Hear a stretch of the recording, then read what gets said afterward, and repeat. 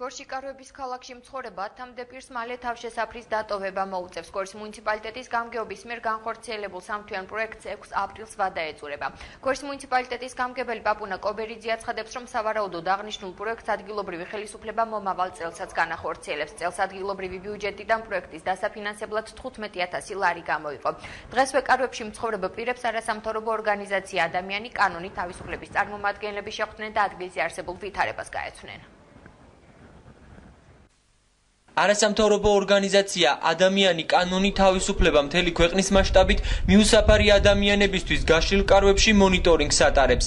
მათ ინტერესს კარვების ქალაქში მცხოვრები ბენეფიციარების საყოფაცხოვრებო პირობები იწვევს. აღნიშნული არასამთავრობო ორგანიზაციის წარმომადგენლები დღეს გორში კარვებში მცხოვრები ადამიანების საცხოვრებელი პირობებით დაინტერესდნენ და იქ არსებულ ვითარებას ადგილზე გაეცნენ. როგორც გიორგი ჭულუხაძე აცხადებს, ისინი მონიტორინგის შედეგად გარკვეული სახის რეკომენდაციებს ადგილობრივი ხელისუფლების წარმომადგენლებს აძლევენ.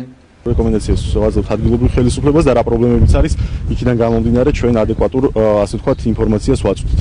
და ვფიქრობთ, რომ უფრო გაჯანსაღდება, უფრო დაიხვეწება ეს პროექტი და აღარ იქნებიან უსახლკარო ადამიანები. ჩვენი, ასე ვთქვათ, მიზანია და ალბათ ადგილობრივი ხელისუფლებისაც, რომ აშენდეს ესეთი საცხოვრებლები, სადაც ეს ადამიანები უფრო კარგ პირობებში იქნებიან და უფრო ნორმალურად იქნებიან. დღესვე კარვების ქალაქში მივიდნენ ადგილობრივი ხელისუფლების წარმომადგენლები. გორის მუნიციპალიტეტის გამგებელი პაპუნა კობერიძე ამბობს, რომ მსგავსი სახის პროექტი მიუსაფარი ადამიანებისთვის სავარაუდოდ მომავალ წელსაც განხორციელდება. კარვებში მცხოვრები პირები კი პრობლემების მიუხედავად არსებული პირობებით კმაყოფილები არიან. პროექტი არის სამთვიანი, ის რომ 6 იანვარს დაიწყო პროექტის განხორციელება და 6 აპრილამდე გრძელდება.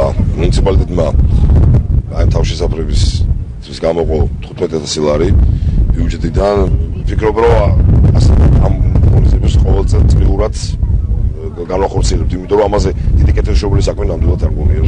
პირობები ხო სახლის პირობები, რა თქმა უნდა, რომ პრობლემები არ მქონოდა, აქეთ არ მოხდებოდი. არანაკლები სიტყვა, ინციდენტი იყო ახლა ხანძარი რომ მოგვიხდა. დანარჩენი ახლა ცხოვრებას თბილად გვიხდიან.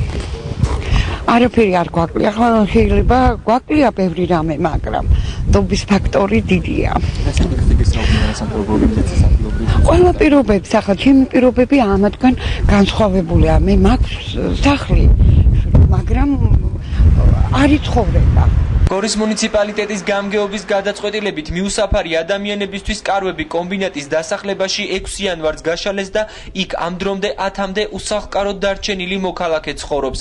პროექტი სამთვიანია და 6 აპრილს სრულდება. მიუსაფარი პირების თავშესაფარში შენახვა ადგილობრივ ხელისუფლებას 15,000 ლარი დაუჯდა.